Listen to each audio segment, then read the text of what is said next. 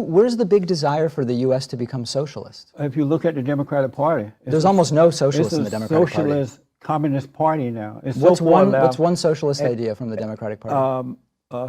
Socialized healthcare. No, that's a social democracy program. No. Yeah.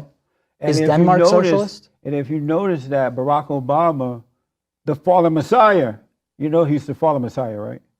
I don't know anything about that. And Big Mama Michelle, he tried to turn America into a socialist society. What's one example of a socialist policy that he had?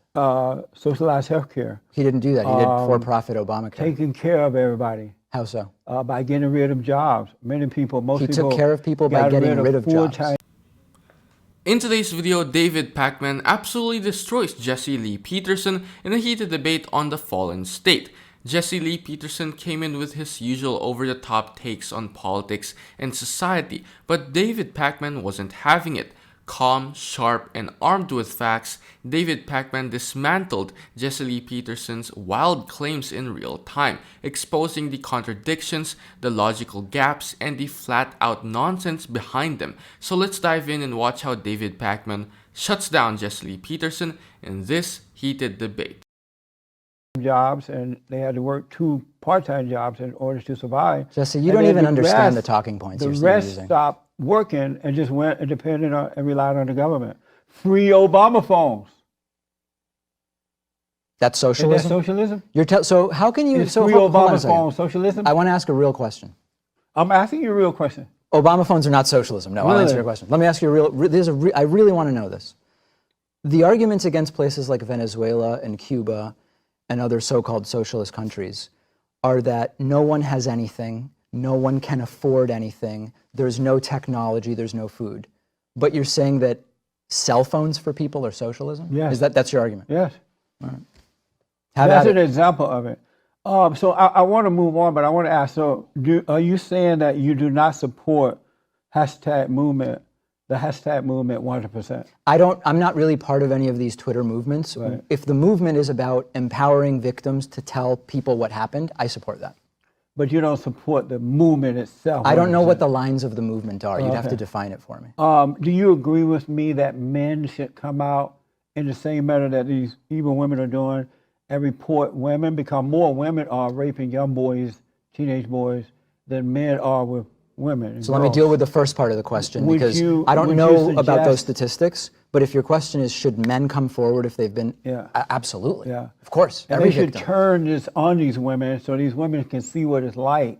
Well, it's not, that would be vindictive, and that, as a man of God, I don't think you would suggest revenge and vindictiveness in that way. No, just don't be angry about it. Just tell the truth. But just use the laws against them as well. Well, I would because suggest we're not requiring the women to tell the truth, why are we requiring the men to tell the truth? No, they are. Women are, every victim, if they don't tell the truth, and in fact, it just happened. There was a woman on a college campus who made a false rape allegation. She's going to prison. Because there are laws against, that is good. Yeah. There are laws against that. It's rare, but it does happen. So you do agree that the men should use those same laws to go after them? No, I believe that men should tell the truth, and if they've been assaulted by anybody, they should tell. But if they should accuse a woman, they should not have to prove it. They shouldn't be asked, well, why are you doing this? No, in a court of law, they should be believed just because they said it. Are you right about that? Do you agree with that? We should believe, we should trust and verify all accusers. So you're not for this thing about a woman can accuse you and she should not be believed? I am for trust but verify. Right, but don't believe her just because she said it. The legal system's got to investigate. If it turns out she lied, of course there should be consequences. But I'm asking you, should we believe it just because they said it? We shouldn't disbelieve it because it's such a big thing to come forward and make such an allegation. If we're going to put anybody in prison, we need a trial. We need an investigation for sure, no matter who the accuser is, no matter who the victim is. And so should they be believed just because they said it? They shouldn't be written off. Should they be believed just because they said it? They should, and then we do an investigation. And if it turns out they should be believed because they said it? How would you start an investigation if you don't believe them? The problem with Jesse's framing here is that he throws around socialism like it's a catch-all insult without actually understanding what it means. Socialism isn't giving people cell phones, and it isn't the government handing out benefits. It's about the state or workers collectively owning and controlling the means of production. The US under Obama never came close to that. In fact, Obama's healthcare plan, the Affordable Care Act, kept private insurance companies front and center, which is why it's considered market-based reform, not socialism. Compare that to actual socialized systems like the NHS in the UK, where the government directly funds and runs healthcare. Even then, Britain is still a capitalist country, not some Marxist state. And if we're going to talk about Obama phones, that program wasn't even Obama's. The Lifeline Assistance Program that provided discounted phone services to low-income Americans started under Ronald Reagan in 1985 and was expanded under George W. Bush. That's not socialism, that's a Republican president recognizing that access to communication is necessary in a modern society. On the question about false accusations, Jesse Lee Peterson tries to flip the narrative, but the data doesn't support his claims. Peer-reviewed studies, including one from the National Sexual Violence Resource Center, show that false reports of sexual assault are extremely rare, between 2% and 10% of cases, about the same rate as false reporting for other serious crimes. What's much more common is underreporting. The Department of Justice has found that over 60% of sexual assaults go unreported. That's the real problem, and it's why encouraging victims, men or women, to come forward is so important. Let me imagine this for a second. You're a police officer. I come in and I say, someone has raped me. If you don't believe me at all, you don't even investigate, right? So as the officer, you should say, this is someone who has decided to come down and tell me that this happened. I am now going to investigate it. You have to have some degree of plausibility in the claim to even say, let's do an investigation. This isn't really, is this even interesting to you? If I'm a police officer, yeah. I'm not going to assume either way. I'm just going to take your information and check it out to see if it's true. You're going to check it out, but if you didn't believe it, you wouldn't even check it out. As an individual, should we believe the women just because they said it? It's a false framing of the question. When you say just because they say it, just because they said it, I would trust them and I would verify. but you're not answering the question. That's the answer. But you don't like the answer. You don't understand the question? I think I understand it. What is it about the question that's difficult for you? It's the framing of it, because believe means what? I'm not saying on her say-so we put somebody in prison, right, if you're asking me that. No, that's not what I'm asking. I would believe it enough to investigate it. Would you, David Pakman, believe it just because she said it? I liked how you had to check what my last name was there. I would believe it enough to investigate it, yeah. Give me just a yes. I'm black and slow. So give me a simple yes or no. Would you believe it just because they said it? How else would you find out about it if they didn't say it? You're not answering the question. This is your friends are watching right now. I hope so. And they're watching because they thought you were going to kick my butt. So you got to live up to it. I found out this was a debate today. Would you believe it because they said it? I would believe it because the only way we're going to learn about it is if they say it, and then I'd investigate. So you would believe it? Yeah. Oh, okay. I want to ask you about anything you have for me. Any questions? Okay. No. I do have one. Are these really the most important topics for you? Absolutely. Okay.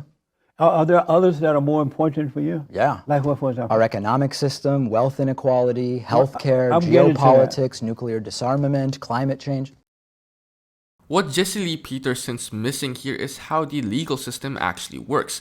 In real life, every criminal investigation starts with someone making a claim, whether it's a robbery, assault, or rape. Police don't require hard evidence before they even open a file. The initial report is the starting point. According to the Department of Justice, about 230 out of every 1,000 sexual assaults in the US are reported to police, which means the vast majority, over 75%, are never even investigated. That's not because they're false, it's because victims don't feel they'll be believed. And the irony is, Jesse's don't believe them just because they said it stance is applied unevenly. With most crimes, people don't make this argument. If someone says their car was stolen, nobody jumps straight to, well, maybe they're lying, so let's not even look into it. But when it comes to sexual assault, especially with women as victims, the default skepticism is treated as normal. That double standard is exactly why survivors hesitate to come forward. On top of that, the evidence on false accusations is very clear. Multiple peer-reviewed studies show false reporting rates are between 2% and 10%, which is no higher than the rate of false reports for other serious crimes like burglary or arson. Yet we don't hear people suggesting burglary victims shouldn't be believed until there's proof. We're going to get to the Great White Hope, so I'm getting to that. All right, I got to ask you this, Colin Kaepernick. I see him as a thug, and all of the other players who are kneeling during the national anthem, that they are turning their backs on the flag, on the country, men and women of the military, the fans, and I think they all should be fired and throw those SOBs out, right?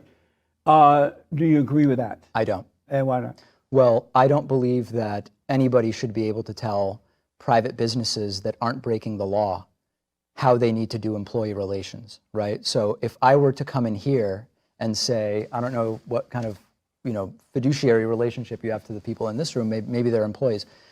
If I were the government and you weren't doing anything illegal with them, and I said, you got to fire these two, and I got two other people you're a private business. You can do, as long as you're not breaking the law, you can do whatever you want. Right. So I don't know of any legal basis on which the NFL or it's really the teams individually that are the employers. I don't know how we justify having them fire players. I mean, it just doesn't make any sense. Do we, the taxpayer, give money to the NBA? I thought we were talking about football. Right, NFL, whatever it's called. Doesn't football. even matter, right? This is just, you're trying to get this point on the record. Do we give money to them? They're as consumers or as taxpayers? Well, there are some stadiums that are built with taxpayer money. Right. In exchange for the amount of tax revenue that they bring to the city. Right, and so is that government involvement? It's government involvement, yeah. And so shouldn't the government have something to say about it then? No, because you wouldn't apply that to any other business. It's not 100% private owned. So we do have something to say about it, right? Can I give you a counter answer example? That first. There is not, and I'll tell you why if you allow me. If you have a private business and you pay into the state's unemployment insurance, the government is now involved with your business. Does that mean they can come in and tell you what to do? No. But if I have a private business and I'm paying into it, well, private businesses pay into unemployment insurance. I'm a taxpayer. My money is going to the government and it's being given to the football teams or association, right? So I have something to say about it. This isn't my argument. I'm just telling you that's not the way it works legally. Let's go back to that though. So you don't think it's wrong to turn your back on the country?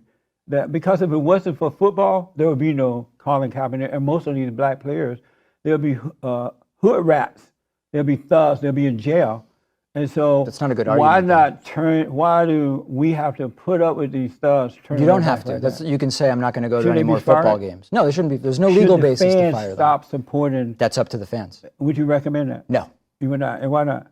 I just don't see why anyone would do that. And so you're happy with them doing this? You think it's okay? I support the First Amendment and free speech. But not at work. Sure. You can't do that at work. The teams if can decide. If my employee did that at work, I would fire them so fast that their head swim. But that's your call if that's in your employee handbook. But shouldn't they do that? It's up to the teams. Okay. I got to ask you about Kanye West. What do you think about Kanye West, his relationship with the president, and all the things that are happening around him right now? I've never liked his music. I think he has significant mental illness. It appears that he's off his medicine, and I've never heard him say anything particularly interesting. So you see him the way I see Ford, Christine Ford. I'm not sure. It looked as though she left her medication at home too. I wouldn't be able to say. Yeah, but how come you can't see she's mentally off, or appears to be mentally off, but you think that Kanye West is mentally off? Didn't see it that way. Why not?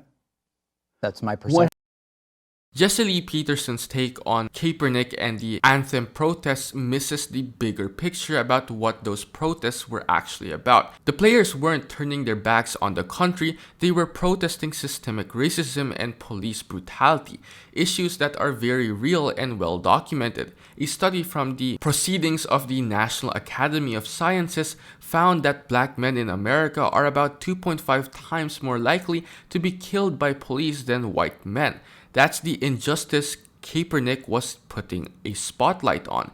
and dismissing him as a thug erases the legitimacy of that case. And on the whole, they should be fired idea, that argument ignores how free expression has always been part of American sports. Think about Muhammad Ali refusing to fight in Vietnam, or Tommy Smith and John Carlos raising their fists at the 1968 Olympics. Those were controversial at the time too, but history looks back on them as courageous acts of conscience. The First Amendment doesn't mean your boss has to tolerate everything, but it absolutely means that athletes as citizens can use their platform to spark conversation. And as David Pakman points out, it's the teams, not the government, that decide employment, because the Constitution restrains state power, not private employers. On Kanye West, Jesse tries to dismiss concerns about his behavior as just opinion. But the facts are clear. Kanye West himself has publicly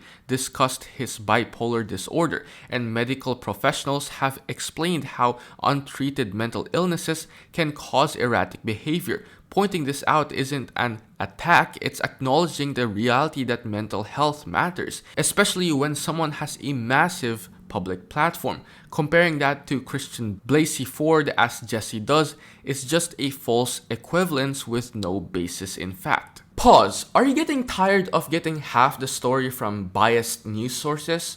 One outlet says one thing and another says the complete opposite.